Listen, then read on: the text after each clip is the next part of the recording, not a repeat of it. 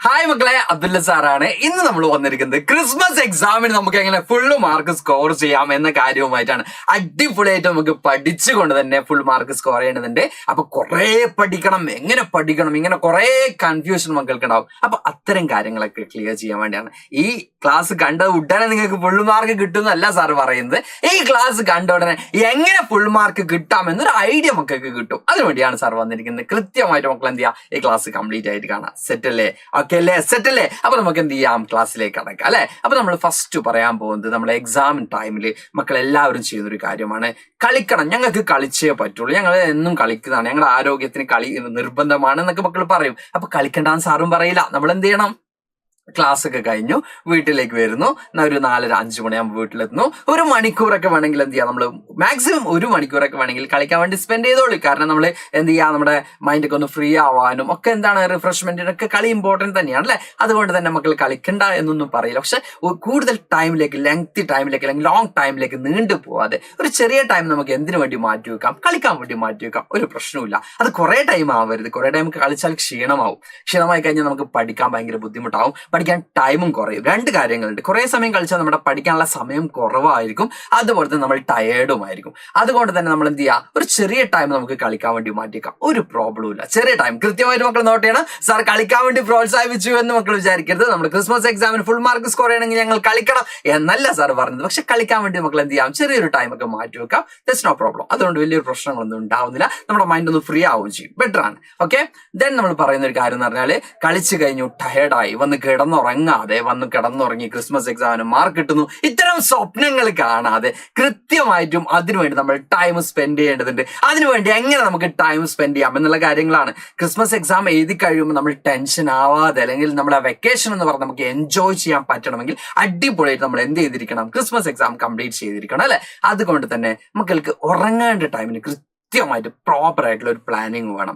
അപ്പോൾ സാർ പറയാണ്, ഇപ്പൊ മക്കൾ എത്ര മണിക്കൂർ ഉറങ്ങുന്നു, ഇതിനെ താഴെ ഒന്ന് കമന്റ് ചെയ്യണം കേട്ടോ. ഇപ്പൊ മക്കൾ എത്ര മണിക്കാണ് ഉറങ്ങാറ്, എത്ര മണിക്കാണ് എണീക്കാറ്, ഇങ്ങനെയുള്ള കാര്യങ്ങളൊക്കെ ക്ലാസിന്റെ താഴെ എന്ത് ചെയ്യണം, ഒന്ന് കമന്റ് ചെയ്യണം. അപ്പൊ സാർ ഇവിടെ ചില ടൈം പറയാം, മക്കൾ അത് ഫോളോ ചെയ്യാൻ ശ്രമിക്കുക. അത് ഫോളോ ചെയ്യുകയാണെങ്കിൽ നിങ്ങൾ കുറെ ബെറ്റർ ആയിരിക്കും. സാർ ഫസ്റ്റ് ചോദിച്ചൊരു ചോദ്യമുണ്ട്, ക്രിസ്മസ് എക്സാമിന് നിങ്ങൾക്ക് ഫുൾ മാർക്ക് വേണ്ടേ എന്നല്ല സാർ ചോദിച്ചത്. എക്സാമിന് നിങ്ങൾക്ക് ഫുൾ മാർക്ക് വേണ്ടേ, നിങ്ങൾക്ക് ഫുൾ മാർക്ക് വേണ്ടേ എന്നാണ് സാർ ചോദിച്ചിട്ടുള്ളത്. അത് എല്ലാ എക്സാമിനേഷനും നിങ്ങൾക്ക് അപ്ലൈ ചെയ്യാൻ പറ്റുന്ന ഒരു കാര്യമാണ്. അതുകൊണ്ട് തന്നെ മക്കൾ എന്ത് ചെയ്യുക, എത്ര മണിക്കാണ് നിങ്ങൾ ഉറങ്ങാറ്, എത്ര മണിക്കാണ് എണീക്കാറെന്നുള്ളത് ഒന്ന് കമന്റ് ചെയ്യുക. ഇപ്പൊ എത്രത്തോളം മാറ്റം വന്നിട്ടുണ്ട്, മാറ്റം വരുത്തിയിട്ടുണ്ടെന്നുള്ളത് എന്ത് ചെയ്യുക, ഒരു 1 വീക്ക് കഴിഞ്ഞ ശേഷം അല്ലെങ്കിൽ ഒരു 10 ഡേയ്സ് കഴിഞ്ഞ ശേഷം മക്കൾ വീണ്ടും എന്ത് ചെയ്യാം, കമന്റ് ചെയ്യാം. നമ്മുടെ എക്സാം സ്റ്റാർട്ട് ചെയ്യുമ്പോൾ ഒന്നും കൂടി കമന്റ് ചെയ്യുക, ഞങ്ങൾ ഇത്രയും മണിക്ക് എന്ത് ചെയ്യുന്നുണ്ട്, എണീക്കുന്നുണ്ട് സാർ എന്നുള്ള കാര്യങ്ങൾ കമന്റ് ചെയ്യാം. അപ്പൊ ഉറങ്ങേണ്ട ടൈം ഇതാണ്. നമ്മുടെ പിന്നിൽ കാണുന്ന ഈ ഒരു ടൈം കണ്ടില്ലേ, ഈ ഒരു ടൈമിലാണ് മക്കൾ എന്ത് ചെയ്യേണ്ടത്, ഉറങ്ങേണ്ടത്. എത്ര മണിക്കാണ്? 10 മണിക്ക് ഉറങ്ങണം. 10 മണിക്ക് തന്നെ ഉറങ്ങണമെന്ന് ചോദിക്കുമ്പോൾ അല്ല 5-10 മിനിറ്റോ അല്ലെങ്കിൽ ഒരു അരമണിക്കൂറിന്റെ അങ്ങോട്ടും ഇങ്ങോട്ടും വേരിയേഷൻ വന്നേക്കാം. 10 മണിക്ക് ഉറങ്ങിയാൽ മക്കൾക്ക് 8 മണിക്കൂർ എന്ത് ചെയ്യാം, ഉറങ്ങാം. 8 മണിക്കൂർ നിങ്ങൾക്ക് എന്ത് ചെയ്യാൻ പറ്റും, ഉറങ്ങാൻ പറ്റും. എത്ര മണിക്കൂർ ഉറങ്ങാം? 8 മണിക്കൂറാണ് ശരാശരി ഒരു മനുഷ്യർ ഉറങ്ങേണ്ട ടൈം എന്ന് പറയുന്നത് അല്ലെ. അപ്പൊ 8 മണിക്കൂർ ഉറക്കം ഇമ്പോർട്ടന്റ് ആണ്, മോസ്റ്റ് ഇമ്പോർട്ടന്റ് തന്നെയാണ്. നമ്മളെ ഹെൽത്തി ആവണമെങ്കിൽ, നമ്മൾ ഏറ്റവും കൂടുതൽ എന്ത് ചെയ്യണം, നമ്മുടെ മൈൻഡൊക്കെ ഫ്രീ ആവണമെങ്കിൽ, എല്ലാ അർത്ഥത്തിലും നമുക്ക് കൃത്യമായിട്ട് പഠിക്കാൻ പറ്റണമെങ്കിലൊക്കെ എന്ത് ചെയ്തിരിക്കണം, ഉറങ്ങിയിരിക്കണം. ഒരു ഡൗട്ടും ഇല്ല. അപ്പോൾ സ്കൂളിലൊക്കെ കിടന്ന് ബെഞ്ചിലൊക്കെ കിടന്ന് ഉറങ്ങുക, ഡെസ്കിലൊക്കെ തല വെച്ച് ഉറങ്ങുക, എവിടെ പോയാലും ഉറക്കം വരാം. ആ ഒരു അവസ്ഥ ഒഴിവാക്കാൻ മക്കൾ എന്ത് ചെയ്യുക, കൃത്യമായിട്ട് പ്രോപ്പറായിട്ട് എന്ത് ചെയ്യുക, നമ്മൾ ഉറങ്ങാനുള്ള സമയം എന്ന് പറയുന്ന സമയത്ത് കൃത്യമായിട്ട് ഉറങ്ങുക.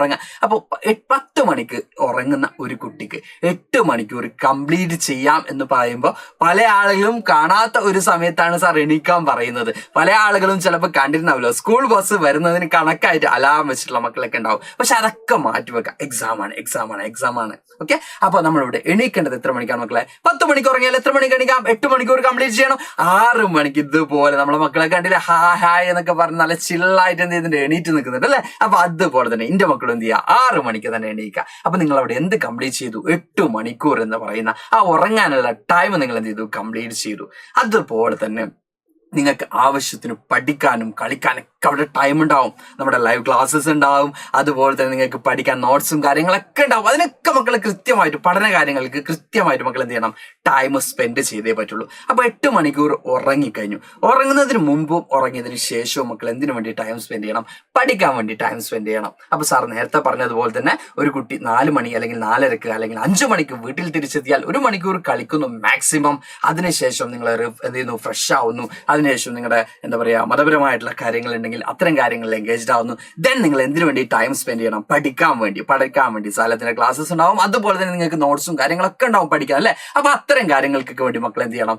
ടൈം സ്പെൻഡ് ചെയ്യണം. കൃത്യമായിട്ടും 10 മണിക്ക് മുമ്പ് ഭക്ഷണം കഴിച്ച് എന്ത് ചെയ്യുക? ഒരു ചെറിയ ടൈം നിങ്ങൾ ആ പഠിച്ച കാര്യങ്ങളൊക്കെ ഒന്ന് ഓർത്തെടുക്കാനൊക്കെ വേണ്ടി സ്പെൻഡ് ചെയ്തതിനു ശേഷം കിടക്കുമ്പോഴും മക്കൾ എന്ത് ചെയ്യുക? പഠിച്ച കാര്യങ്ങളൊക്കെ ഒന്ന് മൈൻഡിലേക്ക് തിരിച്ചു വിളിക്കുക. പഠിച്ച കാര്യങ്ങളൊക്കെ എന്ത് ചെയ്യുക? ഒന്ന് നിങ്ങൾ അതുവരെ പഠിച്ച 1 മണിക്കൂറാണ് സ്പെൻഡ് ചെയ്തിട്ടുണ്ടെങ്കിൽ അത്ര ടൈം അതുവരെ പഠിച്ച കാര്യങ്ങൾ മക്കൾ എന്ത് ചെയ്യുക? കൃത്യമായിട്ട് ഒന്ന് ഓർത്തെടുക്കുക.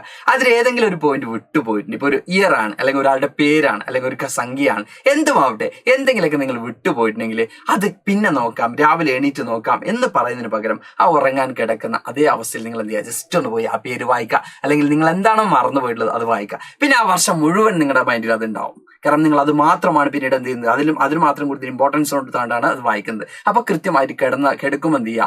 പഠിച്ച കാര്യങ്ങളൊക്കെ ഒന്ന് ഓർക്കുക. അതിനുശേഷം നന്ന സുഖമായിട്ട് എന്ത് ചെയ്യുക? മക്കളെ കിടന്നുറങ്ങാം. അപ്പൊ മക്കൾ ചെയ്യേണ്ട കാര്യം പഠിക്കണം എന്ന് സാറ് പറഞ്ഞു അല്ലെ. എക്സാമിന് മാർക്ക് സ്കോർ ചെയ്യണമെങ്കിൽ എന്ത് വേണം മക്കളെ? പഠിക്കണം. അത് നമ്മുടെ ഫ്രണ്ട്സ് ഒക്കെ ഉണ്ടെങ്കിൽ കമന്റ്സ് ഇടയ്ക്ക് ഓക്കെയാണ്, പ്രശ്നങ്ങളൊന്നുമില്ല. പക്ഷെ പഠനത്തിനായിരിക്കും കൂടുതൽ ഇമ്പോർട്ടൻസ് കൊടുക്കേണ്ടത്. അപ്പൊ പല മക്കളും ഇപ്പോഴും പഠിക്കാൻ തുടങ്ങിയിട്ടില്ലെങ്കിൽ പ്രോപ്പർ ആയിട്ടുള്ള പ്ലാനിങ് ഒക്കെ കൂടി മക്കൾ എന്ത് ചെയ്യുക? പഠിക്കാൻ ആരംഭിക്കുക. അപ്പൊ പഠിക്കാൻ ആരംഭിക്കുക എന്ന് പറയുന്ന സമയം വളരെ വൈകി പോയിട്ടുണ്ട്, പഠിക്കുന്നുണ്ടാവും, എല്ലാ മക്കളും പഠിക്കുന്നുണ്ടാവും. അപ്പൊ ആ പഠനം കണ്ടിന്യൂ ചെയ്യുക. ഈ പറഞ്ഞ ടൈമും കാര്യങ്ങളൊക്കെ എന്ത് ചെയ്യുക? ഒരുപോലെ തന്നെ നിങ്ങൾ എന്ത് ചെയ്യുക? കൃത്യമാക്കിയതിന് ശേഷം ആ പഠിക്കുന്ന കാര്യങ്ങൾ എന്ത് ചെയ്യുക? കണ്ടിന്യൂ ചെയ്യുക.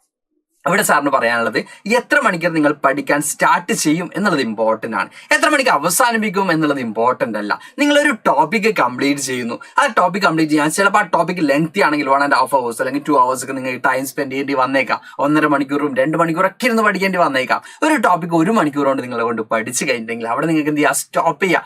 അതുകൊണ്ട് പ്രശ്നങ്ങളൊന്നുമില്ല. അപ്പൊ നിങ്ങൾ എത്ര മണിക്ക് തുടങ്ങുന്നു എന്നുള്ളതിനാണ് ഇമ്പോർട്ടന്റ്, എത്ര മണിക്ക് നിർത്തുന്നു എന്നതിലല്ല ഇമ്പോർട്ടന്റ്. നമ്മൾ 1.5 മണിക്കൂർ കംപ്ലീറ്റ് ചെയ്യണം, അല്ലെങ്കിൽ ഒരു 2 മണിക്കൂർ കംപ്ലീറ്റ് ചെയ്യണം. അപ്പൊ ടൈമിലാണ് നമ്മൾ കൂടുതൽ കോൺഷ്യസ് ആവുക. നമ്മൾ എന്തിനാണ് കൂടുതൽ കോൺഷ്യസ് ആവേണ്ടത്? നമ്മൾ പഠിക്കുന്ന ടോപ്പിക്കിലാണ്. ആ ടോപ്പിക് കഴിഞ്ഞാൽ നമുക്ക് എന്ത് ചെയ്യാം? പഠനം അവസാനിപ്പിക്കാം. അപ്പൊ കൃത്യമായിട്ട് എന്ത് ചെയ്യുക? ഒരു ടോപ്പിക് നിങ്ങൾ കൃത്യമായിട്ട് എന്ത് ചെയ്യുക? കംപ്ലീറ്റ് ചെയ്ത് പഠിക്കാൻ ശ്രമിക്കുക. പഠിക്കുന്ന സമയത്ത് ഒരു ടോപ്പിക് കംപ്ലീറ്റ് ചെയ്ത് പഠിക്കാൻ ശ്രമിക്കുക. അതുപോലെ തന്നെ പഠിക്കാൻ ഇരിക്കേണ്ടത് എന്താ പറയാ? പഠിക്കാൻ ഇരിക്കുമ്പോൾ ശ്രദ്ധിക്കേണ്ട ചില കാര്യങ്ങളുണ്ട്. കട്ടിൽ കയറി ഇരിക്കുക, അല്ലെങ്കിൽ നമ്മൾ തോന്നിയപ്പോൾ സ്ഥലത്ത് പോയിരിക്കുക, അങ്ങനെയൊക്കെ ഒഴിവാക്കിയതിനു ശേഷം പഠിക്കാൻ നിങ്ങൾ അറേഞ്ച് ചെയ്തിട്ടുള്ള ചില റൂംസോ അല്ലെങ്കിൽ അതിനനുസരിച്ചുള്ള ടേബിൾസോ ഒക്കെ നിങ്ങൾ സെറ്റ് ചെയ്തിട്ടുണ്ടാവും. ആ ഏരിയയിൽ തന്നെ കൃത്യമായിട്ട് ഇരുന്ന് പഠിക്കുക.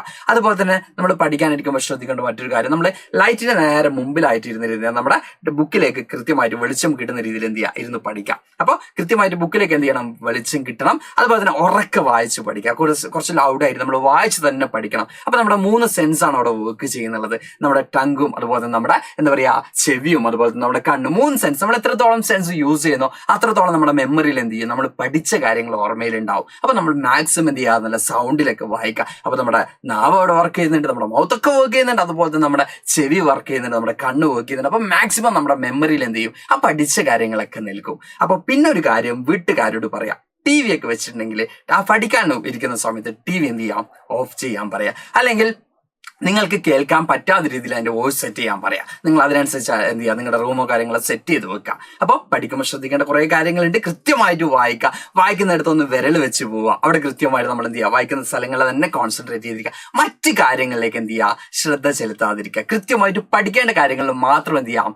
കോൺസെൻട്രേഷൻ കൊടുക്കുക എന്നുള്ളതാണ്. ഇനി നിങ്ങൾ വിചാരിക്കുന്നുണ്ടാവും എന്ത് പഠിക്കണം, എങ്ങനെ പഠിക്കണം എന്നുള്ളതാണ്. അപ്പൊ നിങ്ങൾ കുറച്ച് കൺഫ്യൂസ്ഡ് ആയിരിക്കും. ചില ടോപ്പിക്കിൽ നിങ്ങൾ കുറച്ചും കൂടി കോംപ്ലിക്കേറ്റഡ് ആയിരിക്കും. അപ്പൊ അത്തരം ടോപ്പിക്കിന് നമ്മൾ എന്ത് ചെയ്യേണ്ടതുണ്ട്? കൂടുതൽ ടൈം കൊടുക്കേണ്ടതുണ്ട് അല്ലെ. നമ്മൾ ചിലപ്പോൾ ചില ടോപ്പിക്കിൽ എന്തായിരിക്കും? കൺഫ്യൂസ്ഡ് ആയിരിക്കും. ഇതിൽ നമുക്ക് എങ്ങനെയാണ് മാർക്ക് സ്കോർ ചെയ്യാൻ പറ്റുന്നത്? ചില സബ്ജക്റ്റുകൾ നിങ്ങൾ കുറച്ച് ടഫായിട്ട് വരും. ഇന്ന് സബ്ജക്റ്റ് എന്ന് സാറ് പറയുന്നില്ല, അത് A or B ഏത് സബ്ജക്റ്റും ആവട്ടെ, ആ സബ്ജക്റ്റ് നിങ്ങൾ എന്ത് കൊടുക്കണം? കുറച്ച് അധികം ടൈം കൊടുക്കണം. ബിക്കോസ് ആ സബ്ജക്റ്റ് നിങ്ങൾക്ക് എന്ത് ചെയ്യേണ്ടതുണ്ട്? ക്ലിയർ ചെയ്യേണ്ടതുണ്ട്. അപ്പൊ നിങ്ങൾ കൃത്യമായിട്ട് എന്ത് തയ്യാറാക്കാം? യെസ്, നിങ്ങൾ പഠിക്കുന്ന വിഷയത്തിൽ ഓരോ നോട്ട്സും കാര്യങ്ങളൊക്കെ തയ്യാറാക്കിയിട്ടാണ് നിങ്ങൾ പഠിക്കുക അല്ലെ. ബ്രീഫായിട്ടുള്ള നോട്ട്സും കാര്യങ്ങളൊക്കെ തയ്യാറാക്കും, പോയിന്റ് നോട്ടും കാര്യങ്ങളൊക്കെ തയ്യാറാക്കും. അതുപോലെ തന്നെ നിങ്ങൾക്ക് ഏറ്റവും കോംപ്ലിക്കേറ്റഡ് ആയ വിഷയങ്ങൾക്ക് കൂടുതൽ ടൈം കൊടുക്കേണ്ടതുണ്ട്. അപ്പൊ നമ്മുടെ ഡിസംബറിലുള്ള കലണ്ടർ ആണിത്. ഇതുപോലെ ഒരു കലണ്ടർ മക്കളും എന്ത് ചെയ്യുക? സെറ്റ് ചെയ്ത് വെക്കാം. ഇതുപോലെ നമ്മൾ എക്സാമിന് മുമ്പുള്ള, നമുക്കിപ്പോൾ 13-ാം തീയതിയാണ് എക്സാം സ്റ്റാർട്ട് ചെയ്യുന്നതെങ്കിൽ അതിന് മുമ്പുള്ള ഡേയ്സിൽ നമുക്ക് എങ്ങനെ പഠിച്ചെടുക്കാം, അതിന് മുമ്പുള്ള ഡേയ്സിൽ നമുക്ക് ഏതൊക്കെ വിഷയങ്ങളാണ് ഏതൊക്കെ ഡേറ്റിലാണ് പഠിക്കേണ്ടത് എന്ന് കൃത്യമായിട്ട് നമുക്ക് എന്ത് ചെയ്യാം? പ്ലാൻ ചെയ്യാം. ഇപ്പൊ സാർ സിമ്പിൾ ആയിട്ടുള്ള എക്സാമ്പിൾ പറയാണ്. സാർ സോഷ്യൽ സയൻസ് ആയതുകൊണ്ട് തന്നെ സിമ്പിൾ ആയിട്ടൊരു എക്സാമ്പിൾ പറയാണ്. ഇപ്പൊ നമ്മൾ 1-ാം തീയതി ഇന്ന് നമ്മൾ പഠിക്കാൻ വിചാരിക്കുന്നത് സോഷ്യൽ സയൻസ് ആണെങ്കിൽ ഇവിടെ എന്ത് ചെയ്യുക? SS എഴുതി വെക്കുക. അങ്ങനെ കൃത്യമായിട്ടൊരു പ്ലാനിങ് ഉണ്ടാവും. പ്രോപ്പറായിട്ട് നമ്മൾ ഈ ദിവസം ഇന്ന ടോപ്പിക് കംപ്ലീറ്റ് ചെയ്തിരിക്കണം, പഠിച്ചിരിക്കണം എന്നുള്ള കൃത്യമായിട്ടുള്ള പ്ലാനിങ് ഉണ്ടാവുക. ഈ പ്ലാനിങ് ഒക്കെ ഉണ്ടെങ്കിൽ പ്രോപ്പറായിട്ട് നിങ്ങൾ പഠിക്കാൻ വേണ്ടി ടൈം സ്പെൻഡ് ചെയ്യുന്നുണ്ടെങ്കിൽ, കൃത്യമായിട്ട് നിങ്ങൾ ഉറങ്ങാൻ വേണ്ടി ടൈം സ്പെൻഡ് ചെയ്യുന്നുണ്ടെങ്കിൽ, എല്ലാം നിങ്ങൾ കൃത്യമായിട്ടുള്ള ഒരു ടൈം ടേബിൾ ഓർഡറിൽ പോകാൻ നിങ്ങൾ റെഡി ആണെങ്കിൽ, അതേസമയം തന്നെ ഒരു മെക്കാനിക്കൽ പോകണം എന്നല്ല സാർ പറയുന്നത്, കളിക്കാൻ നമുക്ക് ടൈം സ്പെൻഡ് ചെയ്യാം, എല്ലാ കാര്യങ്ങളുണ്ട്. അതോടൊപ്പം തന്നെ പഠിക്കാനുള്ള ഒരു പ്രോപ്പർ ആയിട്ടുള്ള പ്ലാനിങ് നിങ്ങളുടെ മുമ്പിലുണ്ടെങ്കിൽ നിങ്ങൾക്ക് ഫുൾ മാർക്ക് സ്കോർ ചെയ്യാൻ പറ്റും. അത് നിങ്ങൾക്കുള്ളതാണ്. ഫുൾ മാർക്ക് എന്ന് പറയുന്നത് നിങ്ങൾക്കുള്ളത് തന്നെയാണ്. അപ്പൊ കൃത്യമായിട്ട് മക്കൾ എന്ത് ചെയ്യുക, ഇത്തരം രീതിയിൽ പഠിച്ചു പോവുക, അടിപൊളിയായിട്ട് എന്ത് ചെയ്യുക, കംപ്ലീറ്റ് മാർക്കും സ്കോർ ചെയ്യുക. അതുപോലെ തന്നെ ക്രിസ്മസ് വെക്കേഷൻ നമുക്ക് അടിച്ചു പൊളിക്കാൻ പറ്റണം. ക്രിസ്മസ് വെക്കേഷൻ ടൈമിൽ എക്സാമിന് മാർക്ക് കിട്ടൂലേ, പേപ്പർ കിട്ടൂലേ, ടീച്ചേഴ്സ് എന്ത് പറയും, ഇങ്ങനെ ഒരു ടെൻഷനും അവസരം കൊടുക്കരുത്. അത് നിങ്ങൾക്കുള്ളതാണ്. ക്രിസ്മസ് എക്സാം കഴിഞ്ഞാൽ വെക്കേഷൻ എന്ന് പറഞ്ഞാൽ അടിച്ചു പൊളിക്കാനുള്ളതാണ്. അപ്പൊ വെക്കേഷൻ കൂളായിട്ട് നമ്മൾ ഫ്രീ ആയിട്ട് അടിച്ചു പൊളിക്കണമെങ്കിൽ എക്സാം നമ്മൾ സെറ്റായി എഴുതിയിട്ടുണ്ടെന്നുള്ള ഒരു ബോധ്യം നമുക്ക് വേണം. അതുകൊണ്ട് തന്നെ ഇത്തരം കാര്യങ്ങൾ കൃത്യമായിട്ട് ഫോളോ ചെയ്തിട്ട് മക്കൾ എന്ത് ചെയ്യുക, കൃത്യമായിട്ട് എക്സാമിന് മാർക്ക് സ്കോർ ചെയ്യുക. ക്രിസ്മസ് വെക്കേഷൻ അടിച്ചു പൊളിക്കുക. അതിനുശേഷം നമ്മൾ മാർക്ക് കിട്ടുന്ന സമയത്ത് ഇങ്ങനെ ആയിരിക്കണം. എക്സാമിന്റെ പേപ്പേഴ്സ് കിട്ടുന്ന സമയത്ത് എല്ലാ മക്കളും ഇങ്ങനെ ആയിരിക്കണം. ആരും ടെൻഷൻ അടിച്ച് സങ്കടപ്പെട്ടിരിക്കാതെ ഇത്ര അടിപൊളിയായിട്ട് ഒരു പേപ്പർ കിട്ടുമ്പോൾ ഇത്രയും എൻജോയ് ചെയ്തിരിക്കുന്ന ഒരവസ്ഥ ഉണ്ടാവട്ടെ. അപ്പൊ എല്ലാവർക്കും ഓൾ ദി ബെസ്റ്റ് പറഞ്ഞുകൊണ്ട് പറഞ്ഞ കാര്യങ്ങളൊക്കെ മാക്സിമം ട്രൈ ചെയ്ത് നോക്കുക. എന്താണ് നിങ്ങളുടെ റിസൾട്ട് എന്നുള്ളത് എന്ത് ചെയ്യുക, നമ്മുടെ കമന്റ് ബോക്സിൽ കമന്റ് ചെയ്യുക. അപ്പൊ ഇതുപോലുള്ള വീഡിയോസ് ആയിട്ട് സാർ വീണ്ടും വരുന്നതാണ്. അതുപോലെ തന്നെ നമ്മുടെ ലൈവ് ക്ലാസ്സും കണ്ടന്റ് ക്ലാസ്സും ഒക്കെ ഉണ്ടാവുന്നുണ്ട് മക്കൾക്ക്. അപ്പൊ നമുക്ക് വീണ്ടും കാണാം. Bye, thank U.